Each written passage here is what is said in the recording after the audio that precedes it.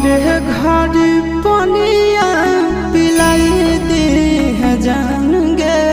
कफन ओढ़ाई दी है टूटत ही जब प्राण गे